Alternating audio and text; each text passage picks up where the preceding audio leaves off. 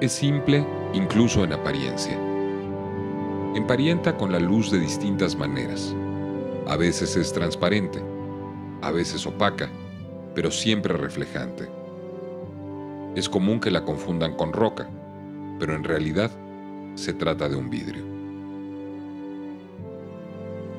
Por su belleza o por su aguda fractura que la convierte fácilmente en un instrumento de corte, la obsidiana fue una de las materias primas más importantes del antiguo mundo mesoamericano. Estaba presente en las cocinas, en los talleres, en los artesanos, en altares y ofrendas, en las garitas militares. Su color generalmente es negro o gris, pero existe una obsidiana muy particular de tonos verdes, que es llamada la obsidiana del poder. ¿Por qué? Porque su exploración y control en los inicios de nuestra era le dio un gran prestigio a sus propietarios, la ciudad de Teotihuacán.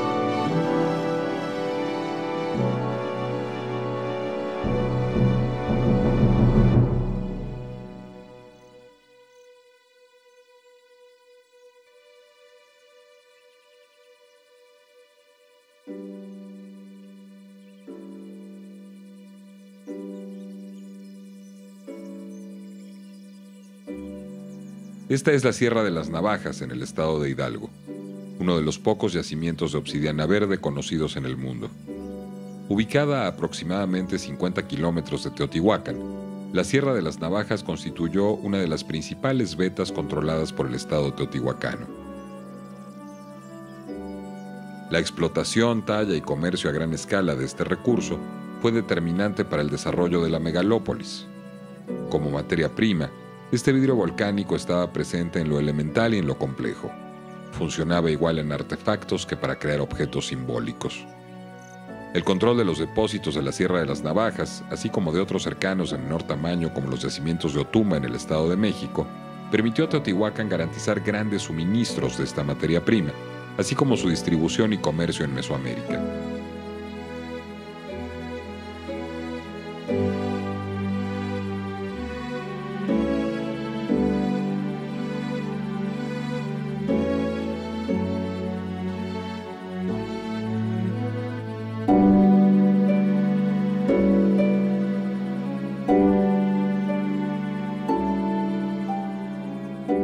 Si uno quiere construir la capital del cosmos en la Tierra, requiere de abundantes recursos.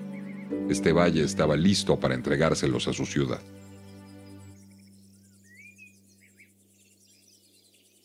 Yo creo que lo que ocurrió es que con una primera llegada de gente huyendo de las erupciones volcánicas del Popo y con la posibilidad de tener agua dulce en estos manantiales, material constructivo como el tezontle, el basalto, la andesita, la toba volcánica, con la obsidiana que yace muy cerca. Aquí en Otumba tenemos una de las fuentes de obsidiana gris, y la Sierra de las Navajas, no lejos del Valle de Teotihuacán, la obsidiana verde que le dio prestigio a Teotihuacán, con estas fuentes de materia prima para crear los instrumentos, las puntas de proyectil, los cuchillos, las navajas para cortar, las raederas para trabajar pieles, los raspadores para trabajar fibras, pues tenemos todo, o sea, tierra agrícola, materia prima para instrumentos, materia prima para construcción y agua.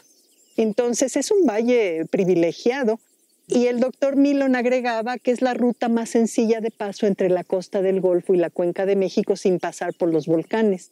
Muchas ventajas. Entonces seguramente esta ruta de conexión a la costa del Golfo permitió la llegada de gente de Puebla, Tlaxcala, Hidalgo y Veracruz al Valle de Teotihuacán. El desarrollo de Teotihuacán como una megalópolis se entiende en una expresión: recursos.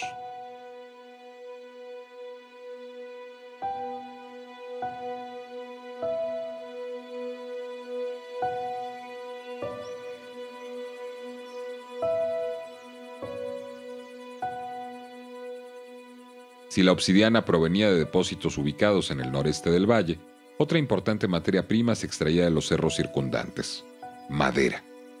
La evidencia arqueológica establece que existía un pequeño bosque de encino en la ladera norte del Cerro Gordo, ese que escolta la pirámide de la Luna, y había un bosque de pino extendido al sureste del valle, en estas montañas que hacen eco visual de la pirámide del Sol. Si bien hay muchas interrogantes sobre la transformación del paisaje y las marcas que ha dejado el clima en la región de Teotihuacán, los investigadores coinciden en que ha prevalecido el carácter semiárido del valle, en contraste con la región sur de la Cuenca de México, que es la zona de Chalco y Xochimilco. Pero a pesar de que la vegetación asociada a Teotihuacán emparenta con el semidesierto, el plan maestro de construcción de la ciudad no se detuvo, y la madera viajó kilómetros y kilómetros para apuntalar esta civilización. Estamos en la parte más semidesértica de la Cuenca de México. La parte más fértil, más húmeda está en el sur de la Cuenca de México, en Chalco, Xochimilco. Esta es la parte semidesértica. Siempre fue así. De hecho, tenemos evidencias arqueológicas de cactáceas, de nopales, de agaves, de magueyes, en el formativo. Es decir, digamos que la vegetación, excepto el pirul que viene de Perú, que trajeron los españoles del Perú, que son estos árboles tan vistosos, ¿verdad? Estos no son de la flora local. En general, tendríamos un matorral de encino en el valle de Teotihuacán y encinares y pino en las zonas más altas. Es decir, no del valle de Teotihuacán. La madera para los recintos de Xala, para techar estos gigantescos recintos, viene de 2.800 metros sobre el nivel del mar. Se llama Pinus streptacantha y son enormes pinos. Imagínense de 2.800 traerlo con solamente tracción humana, enormes pinos para crear estos enormes recintos.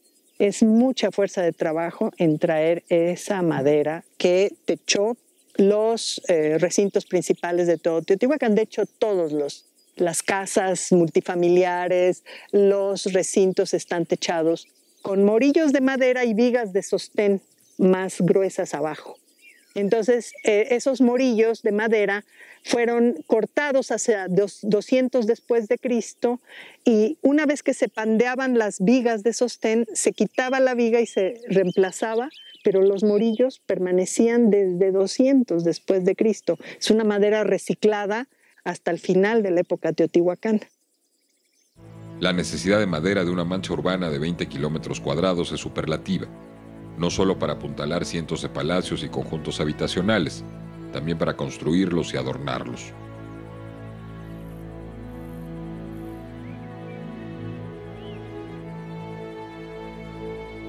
Muchas civilizaciones antiguas, Teotihuacán incluida, aprovecharon el uso de la cal como cemento para unir piedras, levantar muros, techos y pisos, o bien como recubrimiento para sus edificios.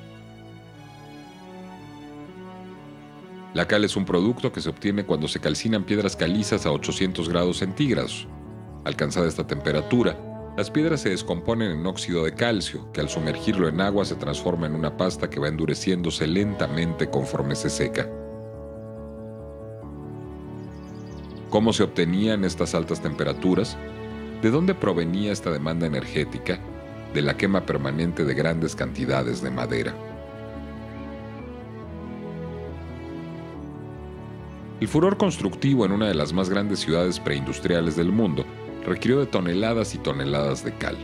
Según los cálculos del Dr. Luis Barba, la cantidad de cal que Teotihuacán necesitó equivale a una hilera de camiones de 3,5 toneladas cargados y formados defensa contra defensa de la Ciudad de México a Tijuana, Baja California. La cifra arroja más de 2,000 toneladas de material.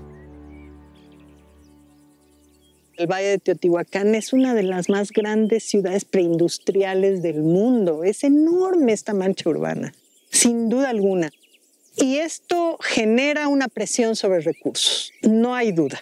La explotación de la madera para techar recintos, madera como combustible para hornos de cerámica. Este es un centro de manufactura de cerámica. Para la quema de la cal, es mucho combustible, también combustible para los anafres de 125,000 personas, pero en general pensamos que para los anafres hay muchas otras posibilidades de combustible. El rastrojo del maíz, pencas de maguey, los coprolitos, los desechos sólidos de los seres humanos que pueden ser secados y utilizados como combustible. Hay otras alternativas.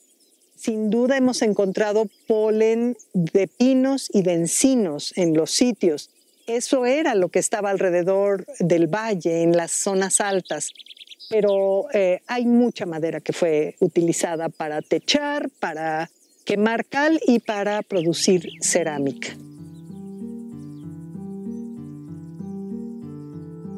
En la construcción de la gran ciudad, los arquitectos e ingenieros teotihuacanos dispusieron de todos los materiales que les brindaba el valle, sacando provecho al máximo de sus cualidades. 20 kilómetros cuadrados de ciudad se edificaron con toba volcánica, basalto y tezontle, extraído del subsuelo.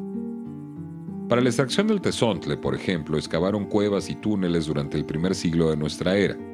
Una vez explotadas, estas canteras adquirieron un importante sentido para una ciudad que se asumía como el centro del cosmos mesoamericano. Se transformaron en el modelo del inframundo. Los túneles entregaron piedra para después recibir rituales, convertirse en el lugar donde se deposita a los muertos.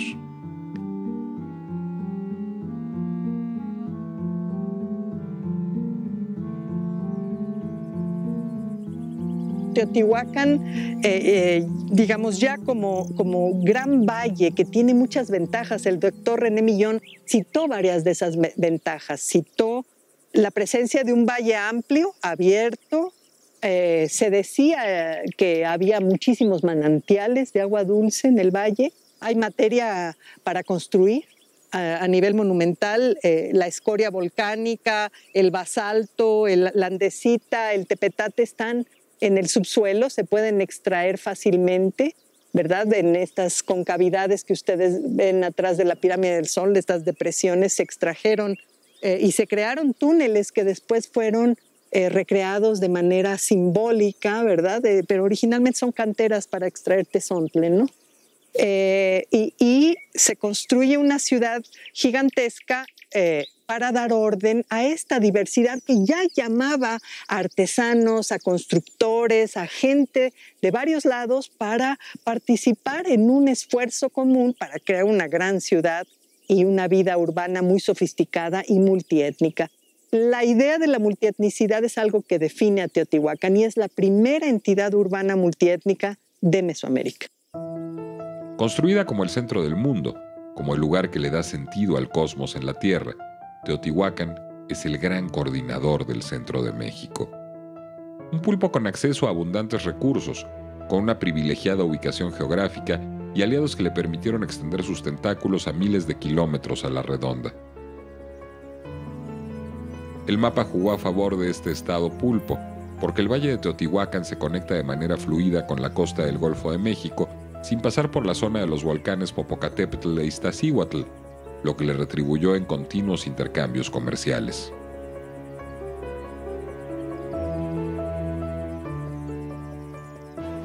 Esta conexión se confirmó a través de las excavaciones de la doctora Manzanilla en Teopancasco, un conjunto habitacional al sur del núcleo de Teotihuacán, donde identificó los restos de 14 variedades de peces provenientes de la laguna Nautla, en Veracruz, así como una variedad de conchas, entre muchos otros objetos marinos.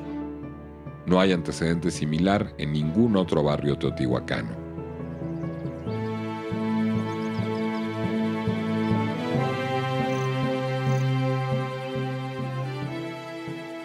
La fauna local del valle consistía básicamente en perros y guajolotes criados de manera doméstica, en conejos en algunos lugares muy específicos.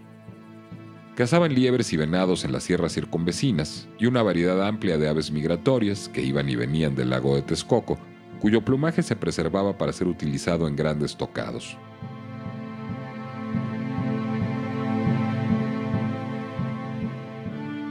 Teotihuacán se presentaba a sí misma como un lugar de abundancia. Sus élites construyeron una idea de prosperidad que funcionó como imán y tarjeta de presentación entre las comunidades rurales de Mesoamérica.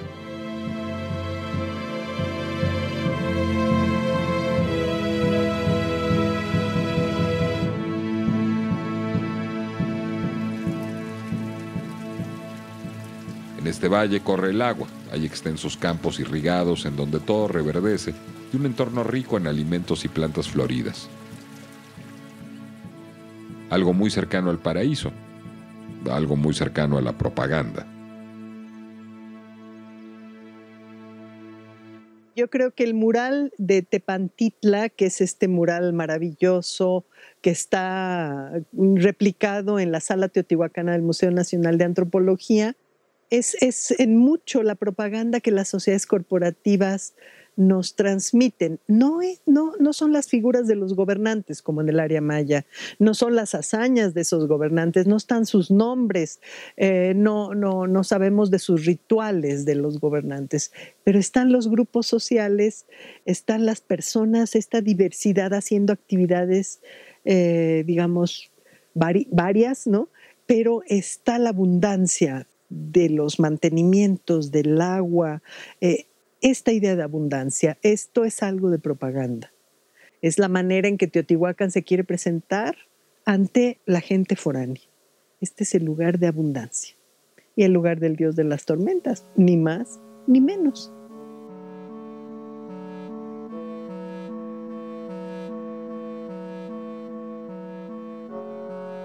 La propaganda muestra fértiles campos, agua infinita, abundante vegetación. Presenta una ciudad sagrada donde nada escasea y todo reverdece. Pero la realidad era otra, porque si bien existían manantiales que abastecían de agua dulce la ciudad, la explotación del bosque, el crecimiento de la mancha urbana sobre el valle y la erosión masiva de los suelos iba mermando los recursos de la gran ciudad. No podía ser de otra manera. Ocupaciones masivas explotando un valle durante varios milenios tuvieron un efecto, y si bien no existen evidencias contundentes de que una causa ecológica haya intervenido en la caída de Teotihuacán, especialistas aceptan que el estrés ambiental provocado por la erosión, la deforestación y el abastecimiento irregular de agua se agregó a la tensión social que terminó con el tejido de esta ciudad hacia el año 550 de nuestra era.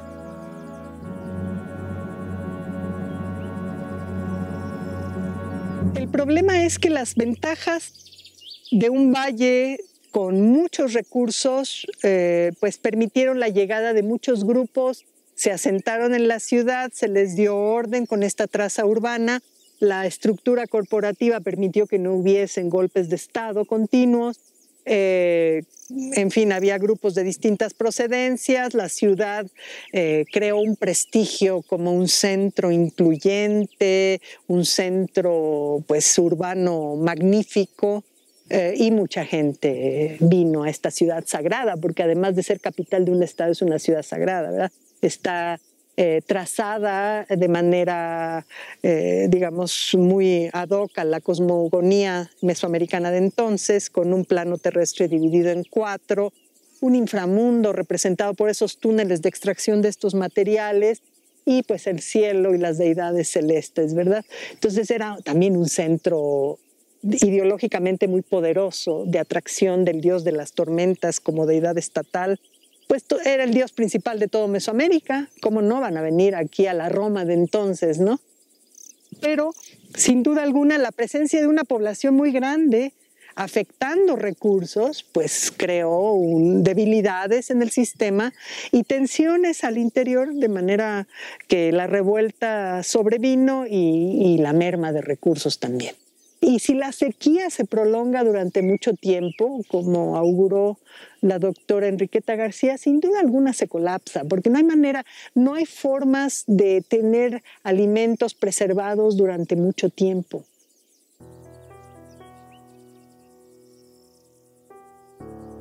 Tampoco se sabe acerca del origen de Teotihuacán como de su colapso. Las tensiones sociales pudieron haberse combinado con los problemas ambientales y marcar así el declive de esta enorme ciudad multiétnica. Probablemente los consensos se agotaron y los manantiales también. Donde había vida, polvo quedó, porque no existen los recursos ilimitados y no hay sistema político que sea eterno. Ni siquiera en un valle con tantas ventajas como el de Teotihuacán. Ni siquiera en la ciudad de los dioses.